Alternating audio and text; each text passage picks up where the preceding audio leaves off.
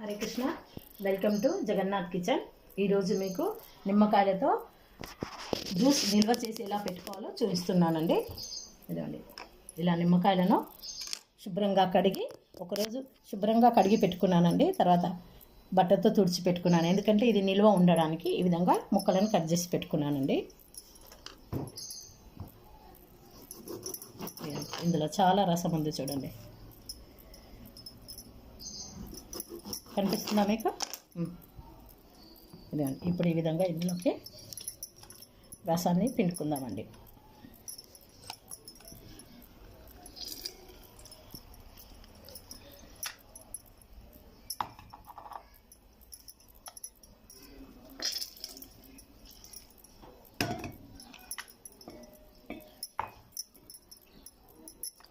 రసాన్ని ఈ విధంగా పిండుకోనండి. గాజు సీసా ఉంటుంది కదండి, మీరు సాస్ తెచ్చుకుంటారు చూడండి, చిల్లీ సాస్, అవి అలాంటివి గాజు సీసాలో నిల్వ ఉంచుకుందామండి. ఇందులో ఇలా కట్ చేసి తీసుకున్న రసం అండి. ఈ రసాన్ని ఇప్పుడు చూడండి గాజు పాత్రలో ఇలా నిల్వ ఉంచుకుంటాను.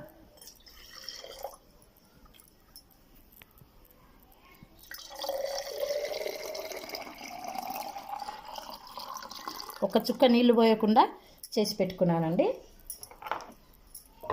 ఇప్పుడు ఒక డ్రింక్ చూపిస్తానండి. ఇది చూడండి, ఇది ఇలా నిల్వ పెట్టి ఫ్రిడ్జ్లో పెట్టుకుంటానండి. దీంతో సాల్ట్తో మీరు జ్యూస్ తాగొచ్చండి, షుగర్తో తాగొచ్చు, జీరా సోడా, మీకు ఇష్టం వచ్చిన విధంగా చేసుకోవచ్చండి. మీరు ఇప్పుడు నేను ఒక జ్యూస్ చూపిస్తున్నాను మీకు. ఇప్పుడు చూడండి, చల్లటి నీళ్ళని పోసుకుంటున్నాను ఇందులో.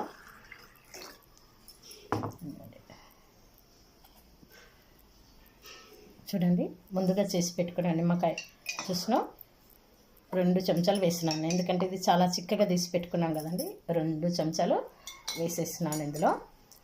వేసి ఇప్పుడు చూడండి, నేను సాల్ట్ కొంచెం, షుగర్ కొంచెం చూపిస్తున్నానండి. ఇది జీరా పౌడర్ అండి.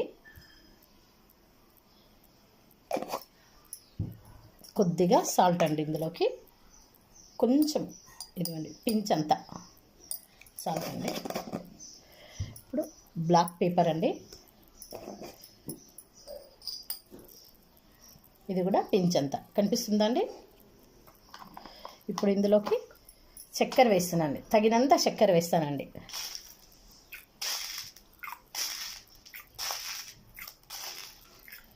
ఈ జ్యూస్ చాలా బాగుంటుందండి, చల్లగా ఇలా. ఒక నిమిషం ఇదండి, 2 పుదీనా ఆకులు